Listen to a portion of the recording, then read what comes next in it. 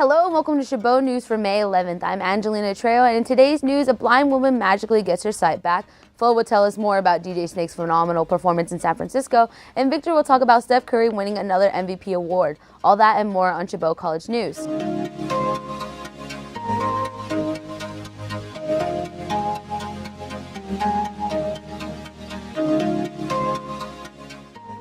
For more than 2 decades, Mary Ann Franco has been blind after a car accident in 1995 that damaged her spine and left her unable to see. But after falling in her room in South Florida and injuring her neck, she had an operation that would alleviate the pain in her arm and back. Miraculously, it also somehow corrected her vision. She said, "In the mornings, I get up and I look out here and the sun is coming through the trees and the beams are coming down." The final wish for one of Massachusetts' man is for his friends and family to not pick Democratic candidate Hillary Clinton in his obituary. Carl Crosetti, 62, passed away on Sunday after a decline in health over the past year.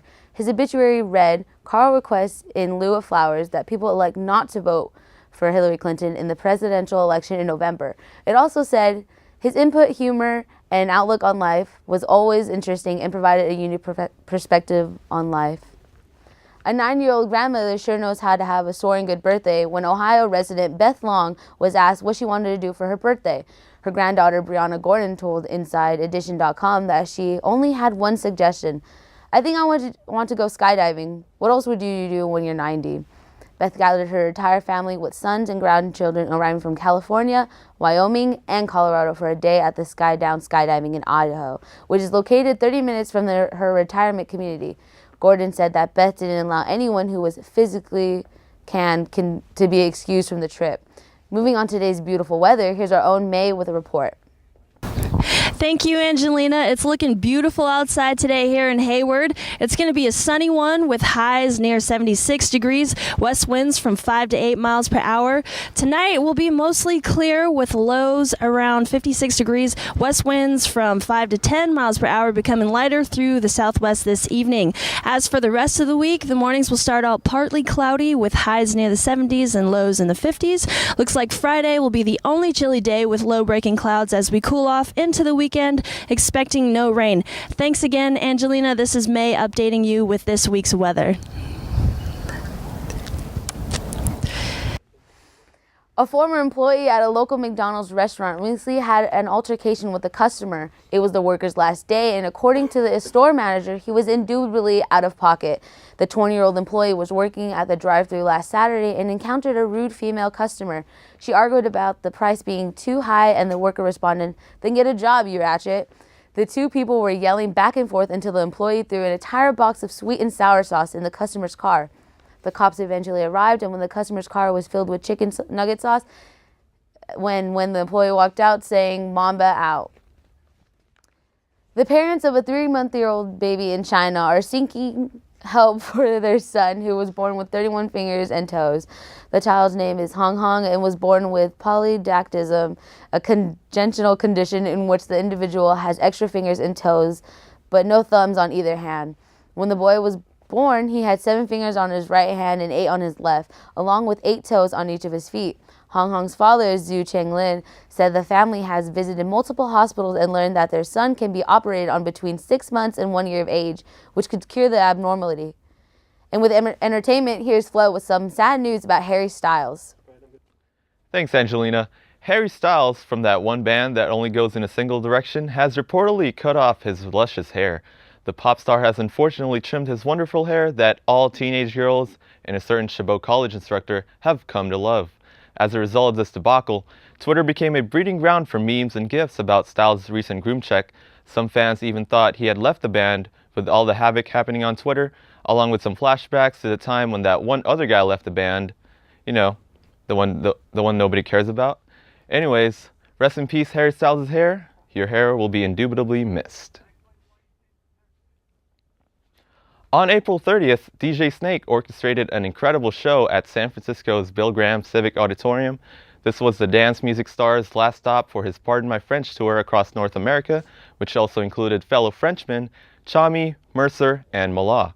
DJ Snake electrified the sold-out and drugged-up crowd with his famous tracks Get Low, You Know You Like It, and Lean On. He ended the night playing his hit called Middle and made every little fangirl scream to their lungs. 3 of our news crew members, including myself, were actually in the middle of the crowd last weekend, and according to my fellow anchors Angelina and Victor, the concert was indubitably lit. Something unexpected happened last night. Apparently, Melissa Joan Hart, who's actually still alive, is a wrestling fan who reviews WWE Raw on Mondays. I have no clue why. So as part of her recap of Monday's action, she had some not-so-kind words for WWE superstar Kevin Owens. Hart tweeted out that, and I quote, "Kevin Owens is a lazy wrestler." Yeah, I said it. The two-time Intercontinental Champion replied by saying, "Sorry, I watched one of your shows a few months ago and it put me in a slumber that has been hard to recover from." For those of you who don't know that the show Owens is referring to, go online and look up Sabrina the Teenage Witch. Hart played the role of Sabrina from the mid-90s to the early 2000s. No word, however, has been given whether or not this Twitter war has ended, but we will definitely keep an eye on their accounts in the next couple of days. Continuing this week's entertainment flow, we go to Sean with the review of Daredevil Season 2. After the credits rolled on the final episode of the first season of Marvel's Daredevil, the end product of a deal between Marvel Television and the popular streaming service Netflix, I pointlessly kept refreshing the browser to see if the next season had already been released. It was clear to me that Marvel had struck gold with this more adult property and had succeeded in making me want more.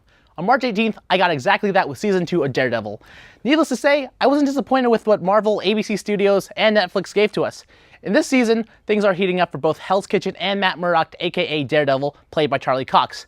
After Murdock put Wilson the Kingpin Fisk, played by Vincent D'Onofrio, behind bars at the end of last season, there's been an all-out territory war between the gangs of Hell's Kitchen. However, there's a new player in town that's giving both Daredevil and the police a run for their money, Frank Castle, aka the Punisher, played by The Walking Dead's Jon Bernthal, who has a far more destructive take on the meaning of justice. If having to balance both following Castle's trail of blood and bullet casings, as well as being a lawyer wasn't enough, Matt's former lover Elektra Natchios, played by Elodie Young, also comes into the mix, leading into something that's much bigger. Something so big I won't give away here, so viewers at home can go check out for themselves. In a show that's called Daredevil, I hate to say that this season was more engaged with the Punisher, and I wanted to see where his story went.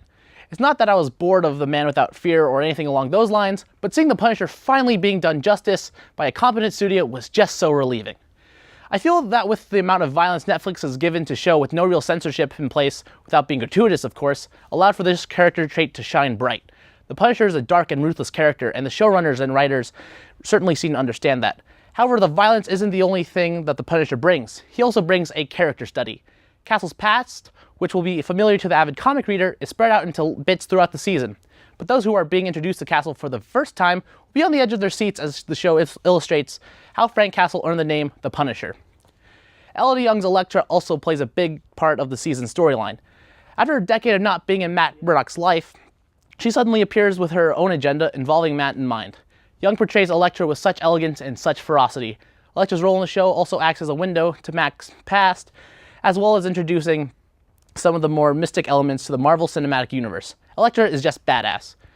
Any connections or references made to the larger Marvel Cinematic Universe don't feel forced for even a second. For instance, you'll probably see a newspaper referencing events that happened in the Battle of New York during 2012's The Avengers. It had me thinking, you tend to forget about the average Joe that lives in the world of superheroes when you're watching those movies. Daredevil is probably one of the better programs you could be giving yourself the pleasure of watching, and it never misses a beat with leaving you wanting more.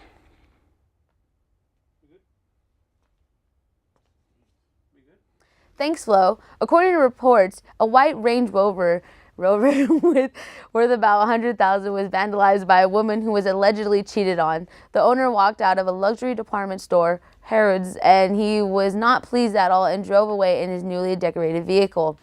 The photos that went viral on Twitter show the spray paint across the front of the car that says, "Hope she was worth it. Cheater, it's over," was written on the wheels of the expensive Range Rover as well.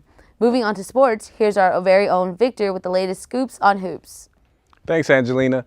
The defending NBA champion Golden State Warriors have undeniably set a new standard for wins during the regular season this year. It feels like a twilight zone for Warrior fans like myself that remember all of the notorious negative past. The ringleader, Stephen Curry, has without a shadow of a doubt had the most impressive campaign for himself this season, capping it off with winning his second consecutive MVP award this season. This one by unanimous decision. The pride of Charlotte, North Carolina is the first player in Warriors history to win multiple MVP awards. Wilt Chamberlain is the only other player to win MVP in the team's history back in 1959. Curry recorded a player efficiency rating of 31.5 this season, which is 8th best in the NBA's history. Only Wilt Chamberlain, LeBron James, and Michael Jordan recording a better single season PER. So that wraps up our Sports News Week. Back to you, Angelina. Sorry. Thanks, Victor. A Castro Valley man has his fingers surgically removed from a bowling ball. David Lamberg bowled 9 gutter balls in a row and became a nervous wreck, which caused his fingers to swell. Lamberg said that, "This was an awkward experience and I need to take a break from bowling tomorrow." Lambert's family wanted him to take a legal action against Castro Valley Bowl, but Lambert said that it was a form of trepidation on his part that caused his accident. Lamberg is doing better and said to make full recovery. That's it for Chabot News this week. Thanks to all the students and staff in the Mass Communications Department here at Chabot College for making this production possible. You can watch us anytime online at youtube.com/ChabotTV. Stay tuned to KCTH 27 on Comcast for more Chabot TV.